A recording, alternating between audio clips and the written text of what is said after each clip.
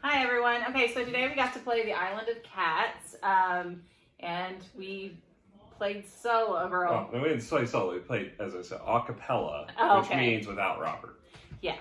So the first thing we always talk about is quality of pieces. So this is the Kickstarter edition of the game. So if you buy the game straight from the store, the pieces may not match this. I'm not sure what the non-Kickstarter version has, but I think it has wooden cats and such in it. They just aren't painted. So these have the nice painted pieces, so they're really pretty. They have red cats, and they have green cats, and they have orange cats, which the cards look yellow, but the cats look orange, so we debated that. I was right, it was orange. We have blue cats, which are my favorites, and there's a white cat for whatever reason. It's like a timer. But yeah, and there's little fishes that have paint on them too. The ones are nice. The fives are a little annoying because they have only 3 visible fish, and there's 2 shadowed fish that are supposed to be counting the 5. But when you look at it, it looks like there's 3 fish. Yeah. Now I know in the regular version, because we have the just cardboard fish. Comes in the standard version. Oh, is it? We had an extra set of those. Okay. So you don't get. We fed them to the cardboard cats. Yeah, pretty much. Okay. And all the cardboard's really nice. It's nice and thick cardboard, and it fits well together, which is important because this is a Tetris-style game where you're filling up a boat with all these little random shaped pieces, and they don't go away like in Tetris. They just stay there. But that's kind of important and good because you want to fill your boat and get rid of all the rats that are on it with your cats. So it's, the quality of it, I think, is really well done. The cards, they're kind of, I mean, they have some texturing to them, not a lot. I guess they're not too bad. They're not my favorite card stock, but they're not bad. So what would you think? The other aspect is I like the art. The art is really pretty. It has some unique art features in it, like on the boards. It's not kind of player color. There's animals, like there's a purple dragon. There's a I get sharks. Yeah, he gets the hammerhead shark. There's a bluebird. So I think there's these little things that really brighten up the game that. Especially in the artwork. That does not really fall into quality. It's more well, theme. But we've said that art goes with quality. Who said that? People? Robert? Yes. Who's not here. I think it's theme. But anyway, Whatever. Okay, so what is your assessment then? I would say it's an 8. The Kickstarter version, definitely. I would not like playing with the cardboard fish or with the cardboard. Because as we said before, we're peace snobs. We really are. So I would say, yeah, I'm going to give this one an 8 as well. I think the pieces are done nicely. And they don't overproduce for what the roles of them are.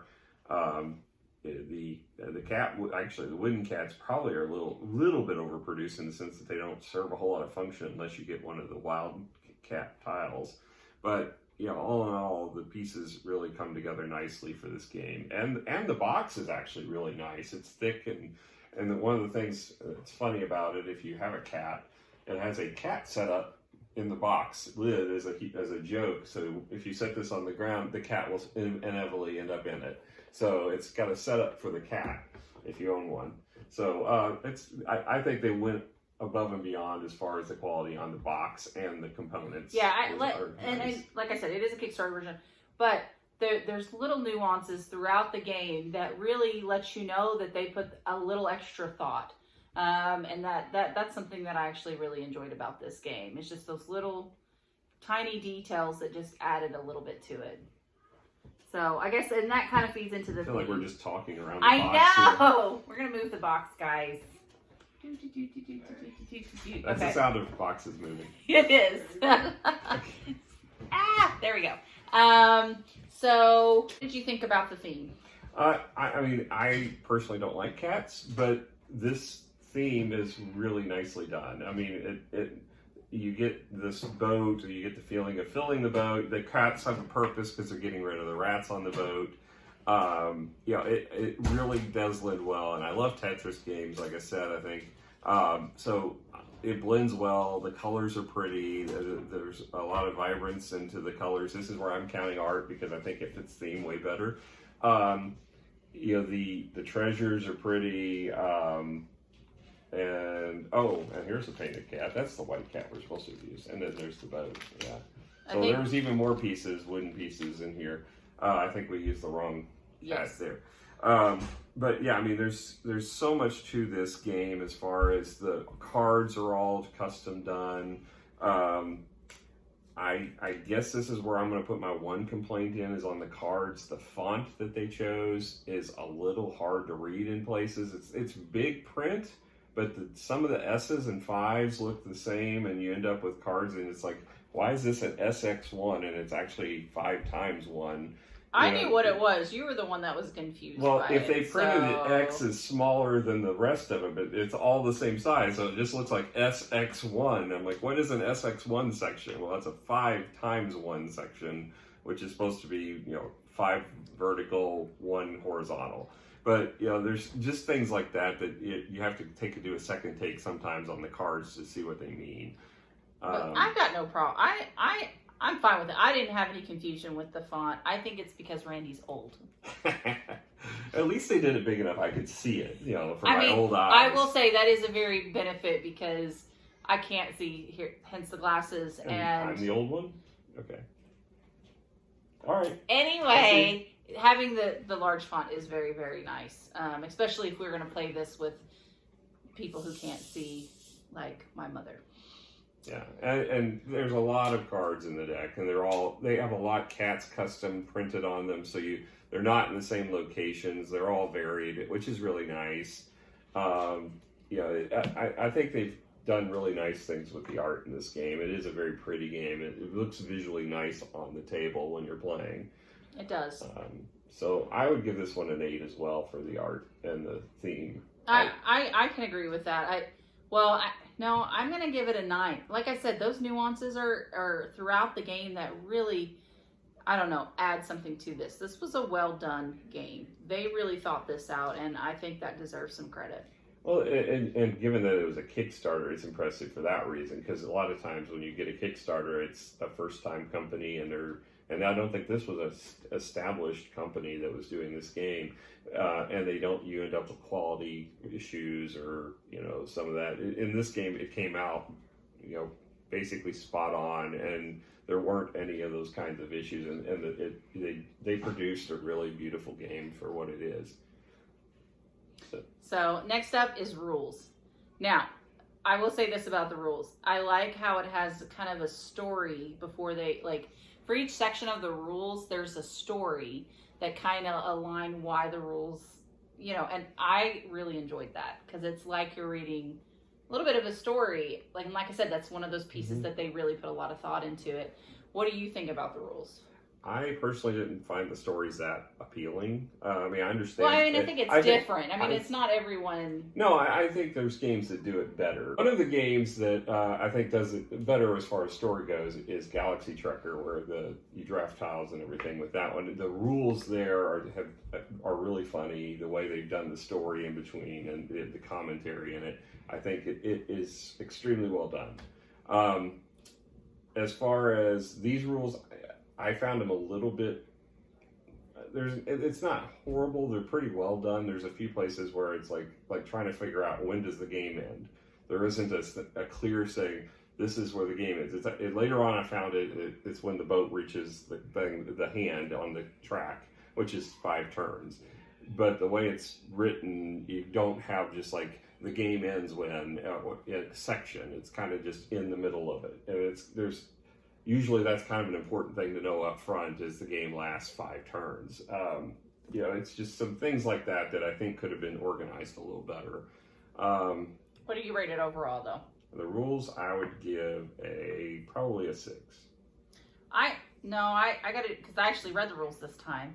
Look at me, first time. Which is why we didn't have the treasure tiles out correctly. So... Anyway, so, well, I guess that says something, but I didn't think it was, I thought the rules were fine. I think they were 7. I think they definitely tried with the storyline. I think, I was fine with it. It overall got the gist of the game fairly quickly, and it may have helped that I've already played this before, and you've read them before and taught them to me before. So I'm getting a 7 with the caveat of I already a little bit knew what I was doing. So. And the rules aren't long. That's a No, plus. For this type of game, you don't want really long, convoluted rules, and they're not. They're not really long. I could lean to a 7, maybe you could coax me into it, but it's not like it's not that far of a difference anyway. 6 and 7. So you say, I disagree. I'm going to give you 1 more point. Well, no, I mean, the thing is, 6 is like barely above average, and I can't, I can't say that it's barely above average.